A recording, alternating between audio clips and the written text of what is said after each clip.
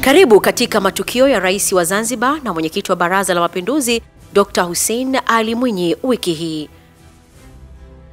Mnamo Juni 2, 2025, Rais wa Zanzibar na mwenyekiti wa Baraza la Mapinduzi Dr. Hussein Ali Mwinyi alipokutana na balozi mdogo mpya wa China, Mheshimiwa Li Guangqua, aliyefika Ikulu Zanzibar tarehe 2 Juni 2025 kwa ajili ya kujitambulisha rasmi pamoja na ujumbe wake. Rais Dr. Hussein Ali Mwinyi amesema serikali ya mapinduzi ya Zanzibar inatambua mchango mkubwa unaotolewa na serikali ya China katika nyanja mbalimbali, ikiwemo timu ya madaktari kutoka nchini humo wanaokuja kutoa huduma za kibingwa katika hospitali za umma pamoja na fursa za ufadhili wa masomo kwa wanafunzi wa Zanzibar. Kwa upande wake, Balozi Li amemshukuru Rais Dr. Mwinyi kwa ukarimu mkubwa alioupokea tangu alipowasili na kueleza kuwa katika kipindi kifupi alichokuwepo Zanzibar ameweza kutembelea miradi mbalimbali na kuridhishwa na kasi ya maendeleo inayotekelezwa na serikali ya Dr. Mwinyi. Mnamo tarehe 5 Juni 2025, Rais wa Zanzibar na mwenyekiti wa Baraza la Mapinduzi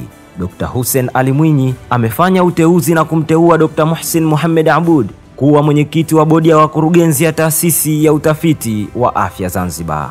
Juni 6, 2025, Rais wa Zanzibar na mwenyekiti wa Baraza la Mapinduzi Alhaji Dr. Hussein Ali Mwinyi amejumuika na waumini wa dini ya Kiislamu katika sala Al-Juma iliyoswaliwa katika Masjid Mushawar Mwembe Shauri, mkoa wa Mjini Magharibi. Mara baada ya sala ya Al-Juma, Rais Dr. Mwinyi alifika nyumbani kwa familia ya marehemu Sheikh Jabir bin Haidar bin Jabir Al-Farsi, eneo la Kikwajuni, wilaya ya Mjini, mkoa wa Mjini Magharibi, kutoa salamu za rambirambi pamoja na kuifariji familia hiyo kufuatia msiba wa Sheikh Jabir uliotokea Mei 28 mwaka huu. Baadaye Juni 6, Rais wa Zanzibar na mwenyekiti wa Baraza la Mapinduzi Alhaji Dr. Hussein Ali Mwinyi amewatakia waumini wote wa dini ya Kiislamu kheri na baraka ya sikukuu ya Eid al-Adha.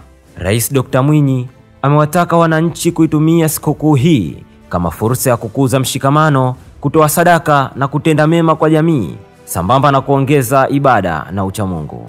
Mnamo Juni 7 mwaka huu, Rais wa Zanzibar na mwenyekiti wa Baraza la Mapinduzi Alhaji Dr. Hussein Ali Mwinyi amejumuika pamoja na viongozi mbalimbali wa serikali na waumini wa dini ya Kiislamu katika sala Eid al-Hajj iliyosaliwa Masjid Taqwa, wilaya ya Kati, mkoa wa Kusini Unguja. Mapema baada ya sala hiyo, Rais Dr. Mwinyi alifika katika ofisi ya mkuu wa mkoa wa Kusini Unguja kuchinja mnyama udhia, ikiwa ni sehemu ya ibada na kutoa mkono wa Eid kwa mashehe wa mkoa huo.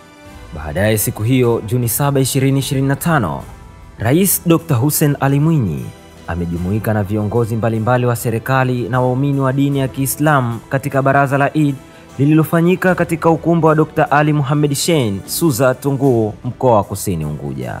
Rais Dr. Hussein Ali Mwinyi amewataka Waislamu kuzingatia mafunzo yanayotokana na ibada ya hija, hususan utii wa Mwenyezi Mungu, mshikamano, maadili bora ya kijamii katika kulinda amani na dini ya Kiislamu.